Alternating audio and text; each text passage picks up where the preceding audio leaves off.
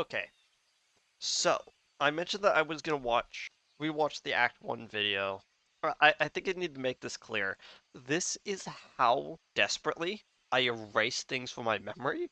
I erased how puzzles work. And in a way, that's a very good thing for me to have done. But oh my gosh. I actually got upset myself when I realized what I had missed. And I know for a fact that someone is gonna yell this at me in episode 3, which is, as I'm recording, currently uploading. The upload's going really slow right now for some reason, but it's still uploading. Okay, so there's two things I need to do. When I originally came into here, and I started looking at this plane, I read May 3rd, 1985. And I'm like, oh, okay, I got that. 3385, that makes sense. May is the 5th month. Oh my gosh. That is so infuriating to me. I'm upset at myself. Okay. An old baseball. Let's meet at our secret hideout at 5 p.m. Code changed to 8831. Trisha.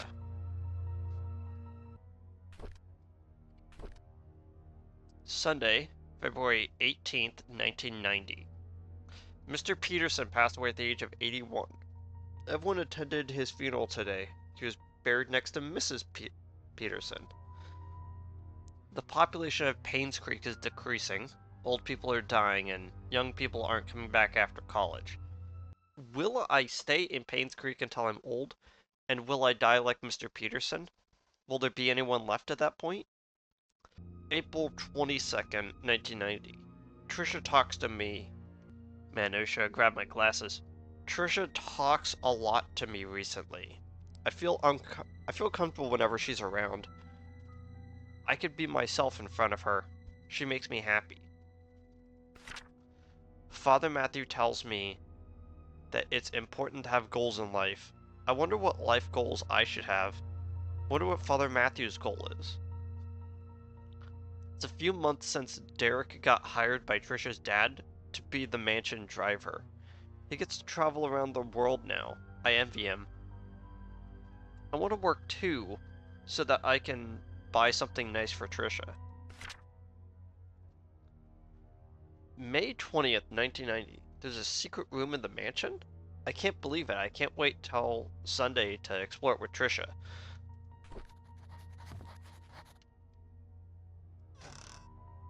Yeah, I can't wait to explore it either. Okay, so for some reason, I never realized that this was Father Calvin's gravestone.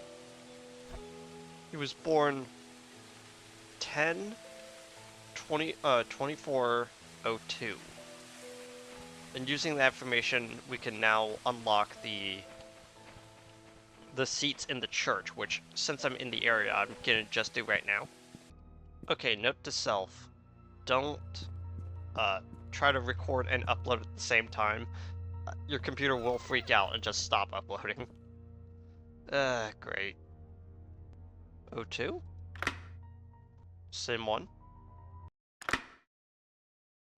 Okay, cool.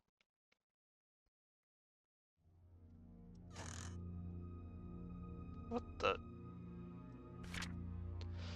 Dear Father Calvin, this is a letter about the things that I have witnessed during my stay in Painscreek while in service to Miss Magdalene Roberts.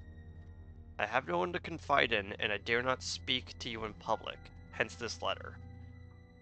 I accompanied Mrs. Roberts to Painscreek on July 4th, 1975, to visit her son Charles.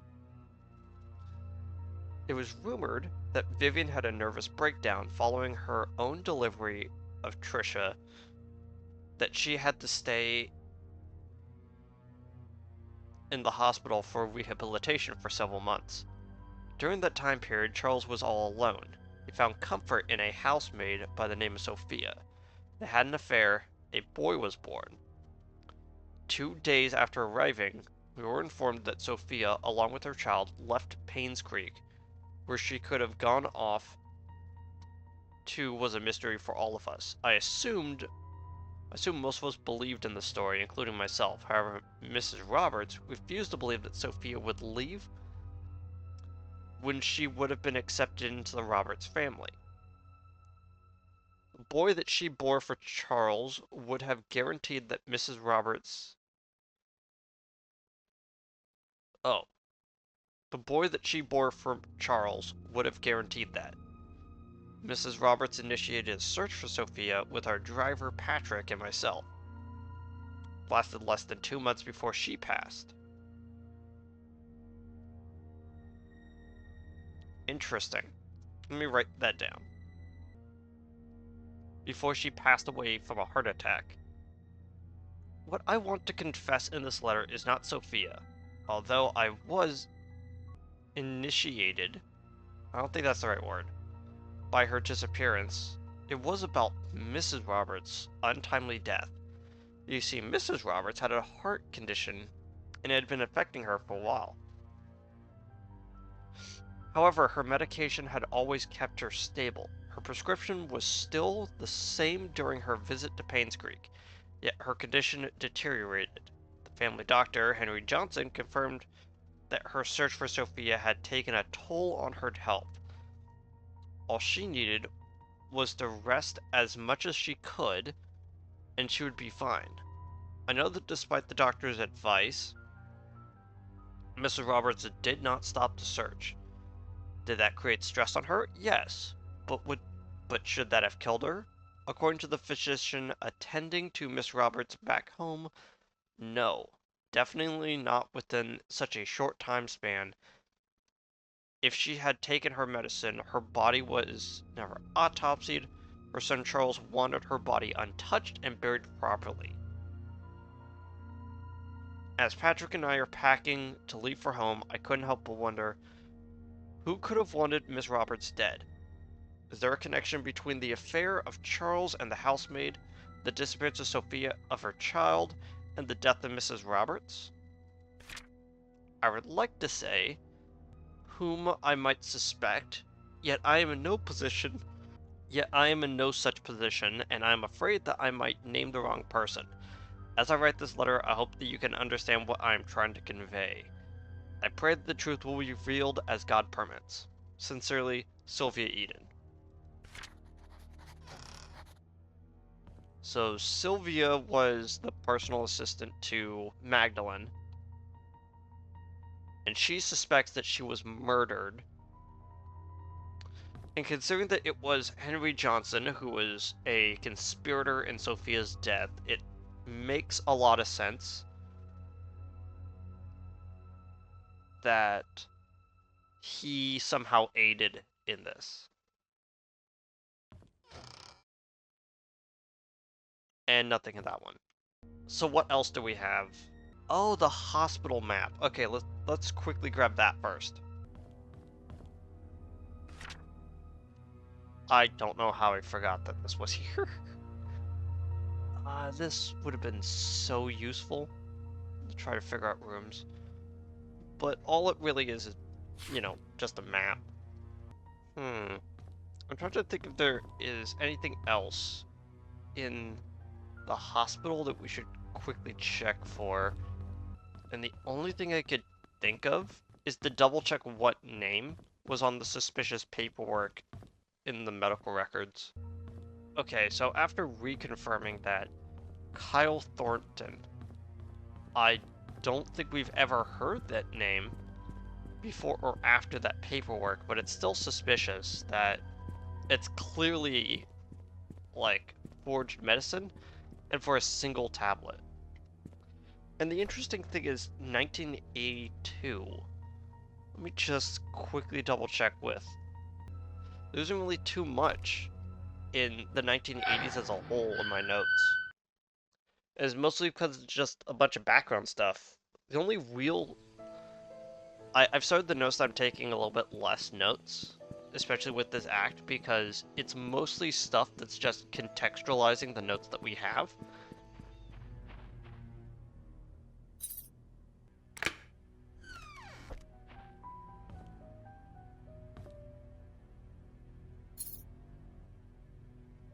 Looks like a mansion room key with the word attic on it. Trisha.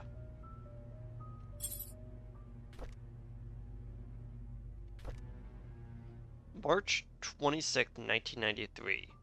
I like being with Scott. I can be myself in front of him. Doesn't judge me or tell me what to do. Cares about what I think. Makes me happy.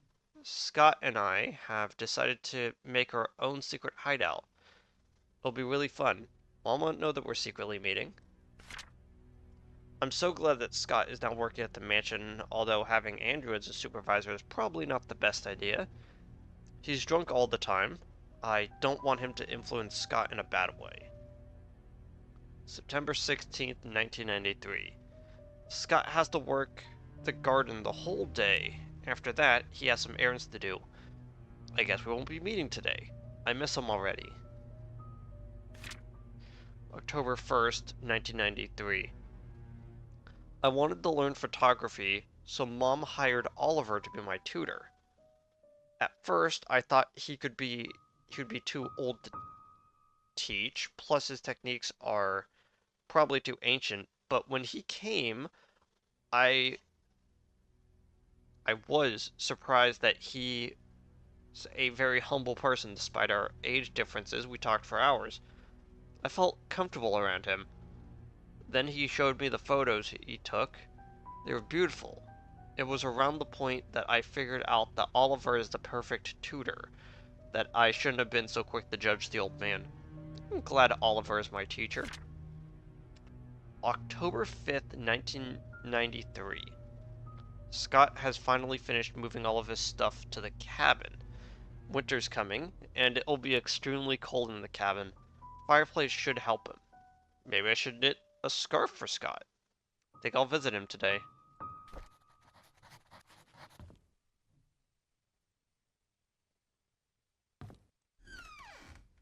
Oh.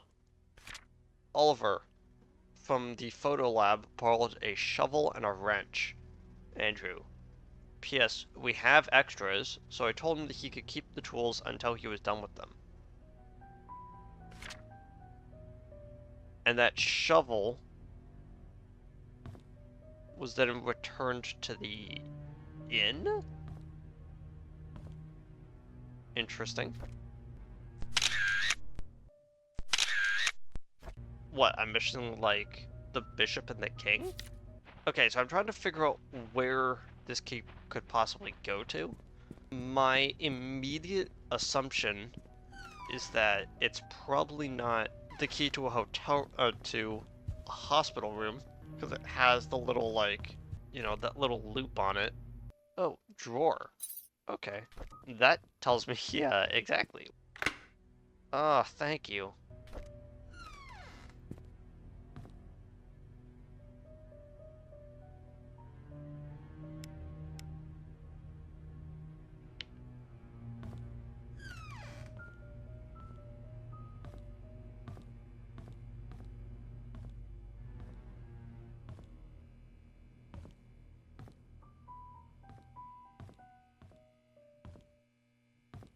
The Benfield secret safe.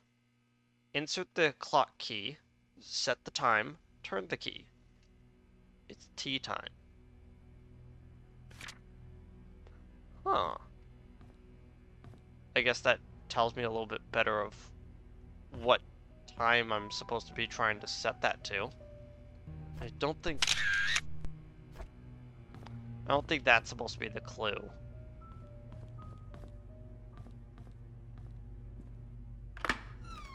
Okay. Now in the garage.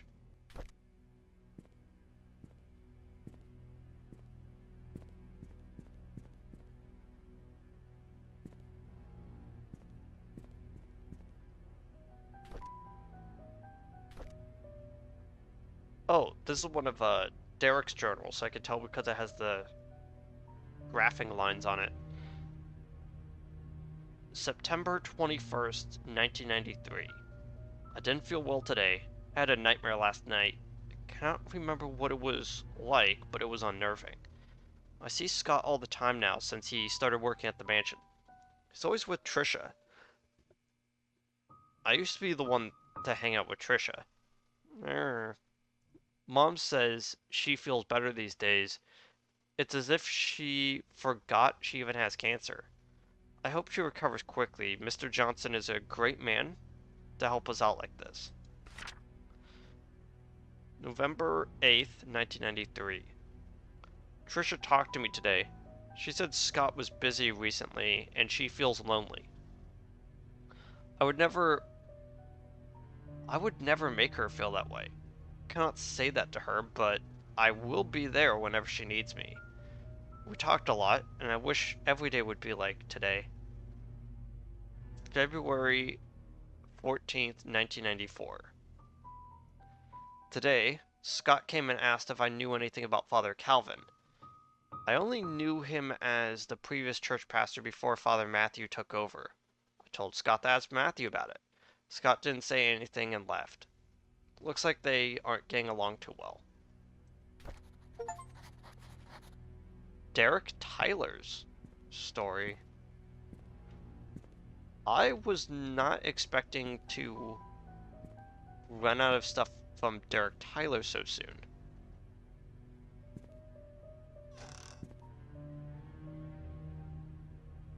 Charcoal. Bottles. Bottle caps.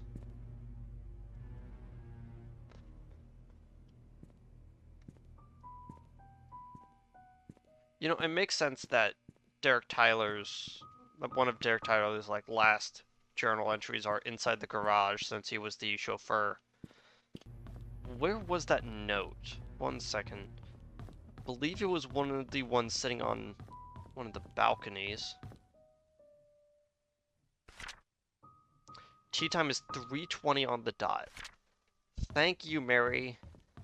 Thank you for leaving all your notes scattered around for me to find.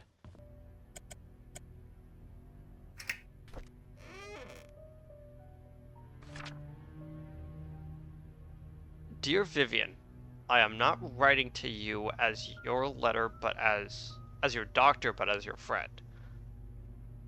June 18th, 1975. I know you had your suspicions about Charles, but now that his affair is revealed, there's no point beating around the bush. If you want to protect yourself and Trisha, there's only one way. You have to make Sophia and the baby leave Charles. They need to be moved away from Painscreek. You will, of course, have to compensate her for leaving. As for Charles, he will need to know that having his affair publicly known will destroy his political status. People are not so forgiving when the mayor that they trust is involved in such a scandal. I figured that Charles will try to add the child into the family registry. I would do the same if I were him, but it is a boy after all, and the child will be able to continue the family line. If that should happen, I cannot imagine what will happen to you. Henry Johnson. Vivian, I have given careful thought to your request, and here is my answer. I have provided a new prescription for your mother-in-law, Magdalene. It is 3 times the strength of her usual dosage. Detailed instructions will be sent with the medicine. Should you decide to do it, you will need to administer the medicine carefully so no one suspects anything. Call me if you have any questions. Henry Johnson. P.S. Make sure no one else is in the mansion ingests any of it. Well, that's confirmed. Vivian Roberts orchestrates the killing of not only Sophia, but her stepmom Magdalene, to hide the fact that Scott is actually Charles's illegitimate son. And the reason why she's now freaking out is because Scott and Trisha are dating. Very, very classic secret son dating the daughter, and now the parents are freaking out because now they have to explain this. And yeah, it's a very classic story trope. but it's actually being used quite effectively here because there's a little bit of a swerve in thinking that Derek might be the illegitimate son. But now I'm not so sure. I think Derek might actually just have been a good guy. Doesn't make him any less suspicious, but you know. Please hold on to this. Someday I will tell you everything. Scott.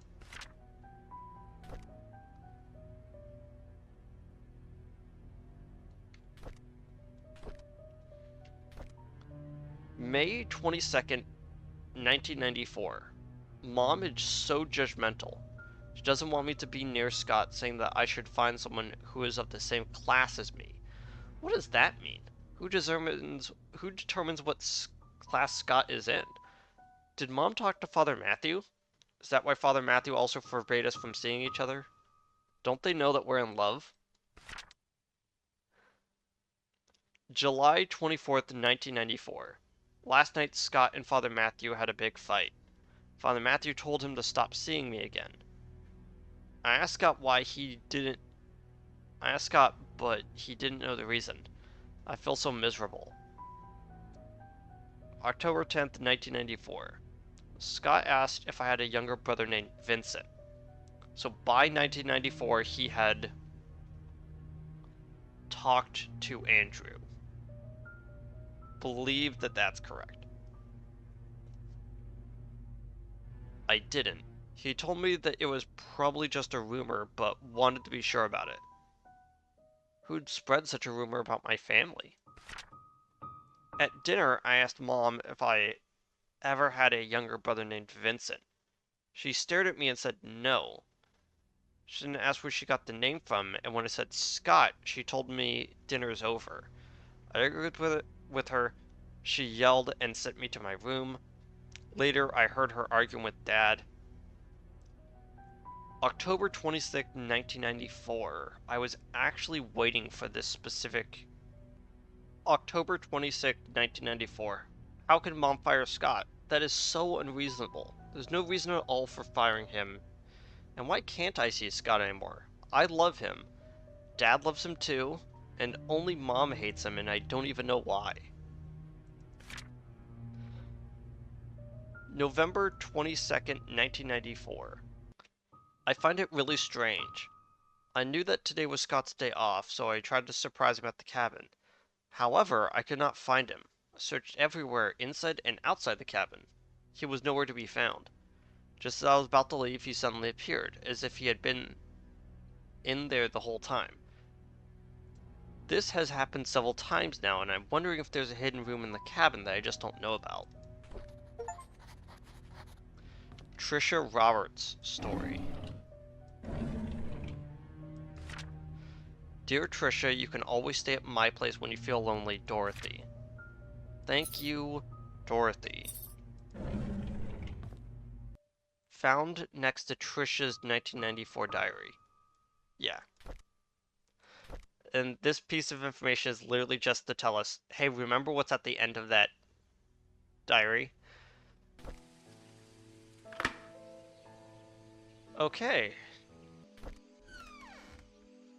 I figured I would go explore Dorothy's house first, since I don't really have any other reason to come here than because I'm being told to by the key.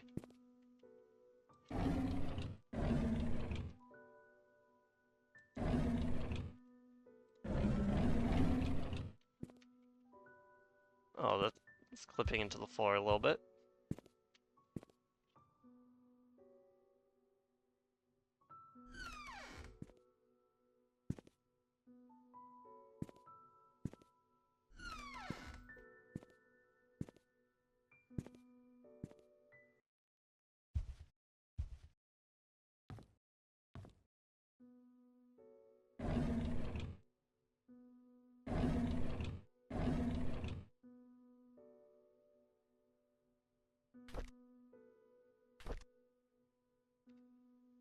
February 2nd, 1975.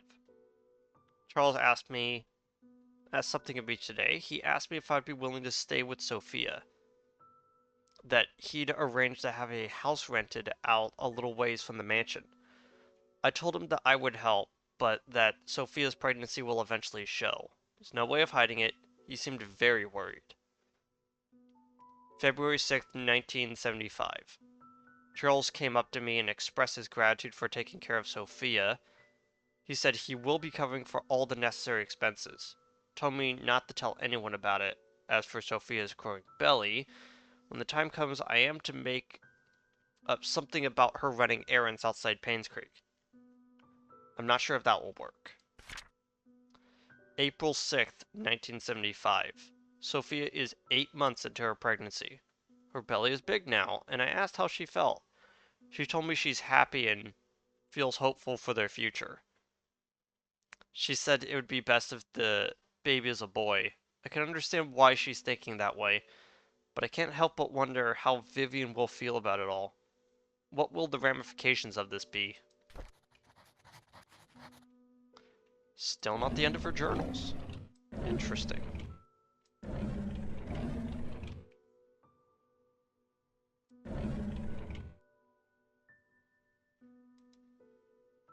Scriptures by Reverend Keith?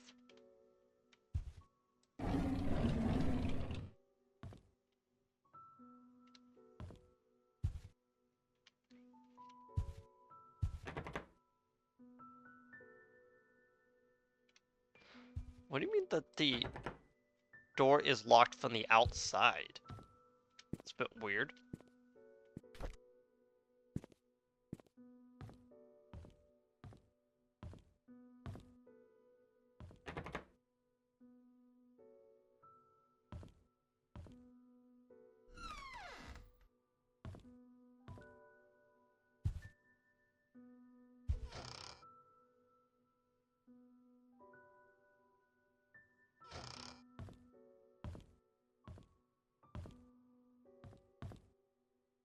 Okay, so we've got a locked door downstairs and we've got a locked door upstairs. Got it. Is that it? I could try to figure out Bernard's dart puzzle, and I guess I have a little bit of time, but I don't really know where to start with that one. All I know is that the puzzle is kind of weird. I'm going the wrong way. And it's gonna take me a bit to figure out. It's not gonna just be like, okay, I look at them, and then I figure out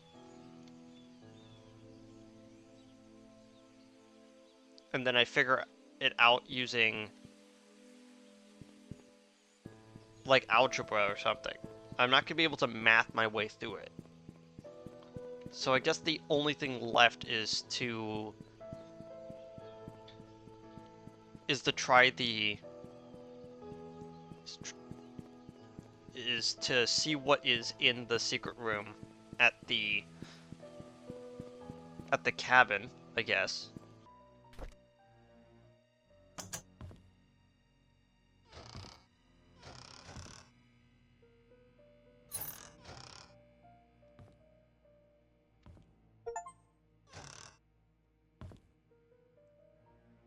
The achievement was called Scott's Secrets.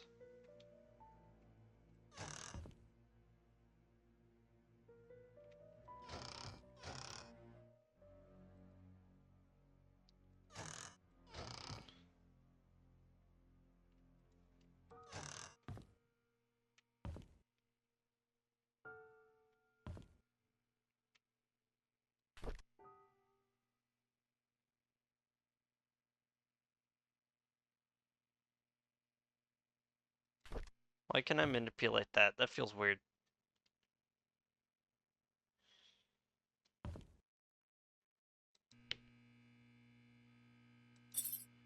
An old gate key. This is to this is the cemetery, isn't it?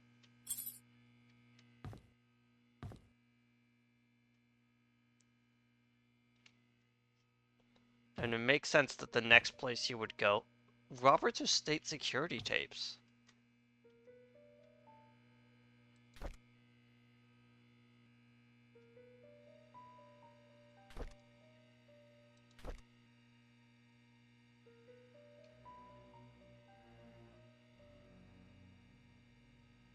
Trying to see if there was any sort of text on it. Understanding psychology.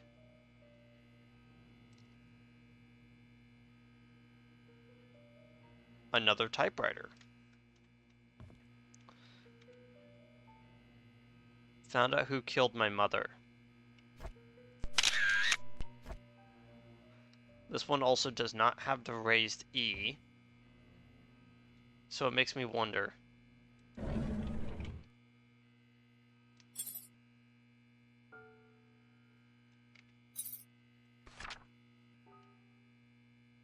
Sewer entrances. Sewer map.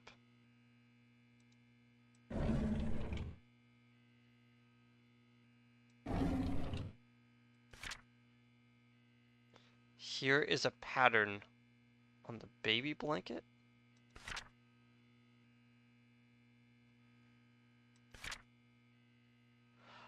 I see. That is the confirmation. Music box key is attached.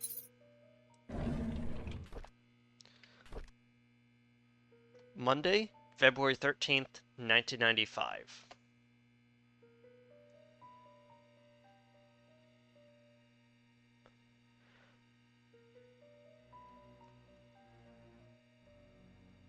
I realized who I am from the moment I saw this photo.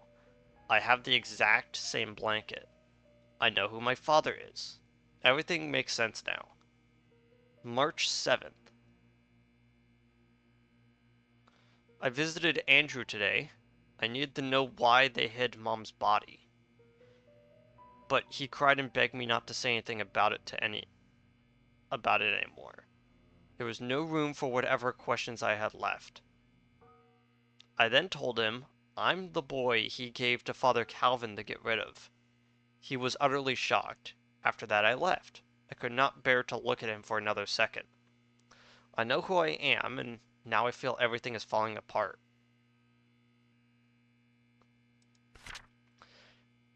April 3rd. So this is around the time he gets fired. Andrew came to the cabin, told me where the body was hidden. He was sorry and left. Externally, I was quiet. Internally, I was sputtering and livid. After he left, I came to my room and cried. April 4th, 1995. The well had dried up and was covered in moss. I couldn't have known that the well even existed if I didn't work at the mansion. Oh, it's a well at the mansion. Okay, so it's not the one just outside. I finally found Mom's body. I buried her in the cemetery next to Father Calvin. There we go. There was no tombstone for her, just a wooden cross. I don't think Father Calvin would mind. After all, he was the one who saved me. May 3rd, 1995. A month has passed. I haven't worked since and have stopped meeting anyone. Trisha knocks on my door every day, but I would hide each time. She cries every time begging for me to come out, anxious to know why I won't see her if she has done something wrong. I don't know what to say to her, but I know we can't be together anymore. May 13th, 1995. Father Matthew visited me today. Said he hasn't seen me at church for a while and that no one has heard from me in weeks. When he asked how I was doing, I began crying. Tears just flowed down my cheeks. I cried and I cried and I couldn't stop them. I told him everything. Told him that I know that Charles is my father, and I confessed that I now knew that Trisha was my half-sister. I said I didn't know what to do now. He listened and didn't speak. And that was the final story of Scott Brooks. Interesting. So what, we eliminated the storylines of Derek, Trisha, and Scott all at the same time. And honestly, like, that's pretty good. That's pretty good. Um, I just have this sneaking suspicion that I am missing out on something important. Okay, so I have Old Mansion Gate Key. Seemed unused for a long time. Found next to an old sewer map at Scott's cabin. Looks like the key for a music box. Okay, let me write all those down. Okay, let's actually look at what is on here. Again, we know that the three people who actually was involved in the death of Sophia is Vivian, Dr. Johnson, and Andrew. Know that from our stuff. Time capsule. Birdhouse. What? Dorothy's house, the old sewer entrance, Bernard's house, Derek and Wanda's house, Andrew's house, time capsule. I guess if we didn't know where any of those places are, we now have a concrete location. Our map has not been updated, which is a shame. Okay, why was she killed? There's a picture of Trisha, which he's basically putting over there just to remind himself. Okay, Magdalene. Couldn't be her, she tried to find Sophia. Fair enough. Charles. He's my father, question marks. Father Calvin. He saved me so it couldn't be him. Matthew. He was in Indonesia at the time and could not possibly have done it. Derek. He's 6 years old at the time. On the bright side, he at least was like, could Derek have done it? Because I just don't like him. Dr. Johnson killed Magdalene. Dorothy. She loved and took care of Sophia when she was pregnant, so it could not have been her. So, in his mind, the only 5 people left that could have killed her was Wanda, Andrew, Bernard, Charles, and Vivian. And he came to the conclusion that it was Vivian, which is why he confronted her about that.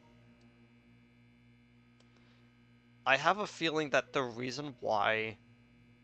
Oh, and Dr. Johnson. I think the reason why he wanted to talk to Andrew is because Andrew really liked Sophia. Dr. Johnson more than likely was involved in several things, and of course the likely conclusion was that Vivian was the one responsible.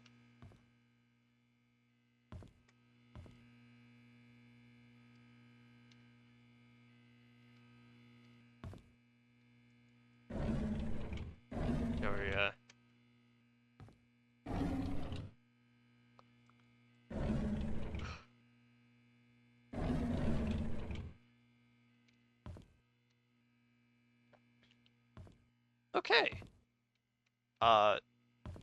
So I have been told that this is effectively the end of Act 2, and anything I do from here on out is going to just lead to me confirming who is the killer. I kind of want to get everything inside the town, and I have a sneaking suspicion that I can actually just go and solve the case right now. Mostly because I know where the password to the red lockbox is just outside. Like, I know where that is, and I could find what is referred to as stuff that is pretty incriminating. My instant thought process right now is is there's several rooms at the hospital I still haven't opened. We have the key to the music box, old mansion gate key. I wonder if this is the unlock that gate that we saw Sophia past, which actually explains a lot of why we saw her there. But yeah, I kind of don't even want to leave the cabin, because I feel like that the second I do, anything I could do could possibly, it's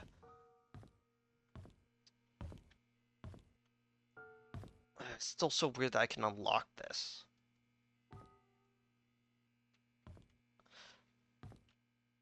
Okay, I'm gonna just stop recording now, because I feel like I am sufficiently far enough into the game to basically, like, I need to sit down and collect my thoughts. I can also watch the Act 2 video now, but I also feel like that there's something in that Act 2 video that is actually going to spoil me. So I do have a thought in my head. Yeah, so I'm gonna probably sit down with that video, watch it now, and then I guess go from there. I'll see all y'all next time. Goodbye.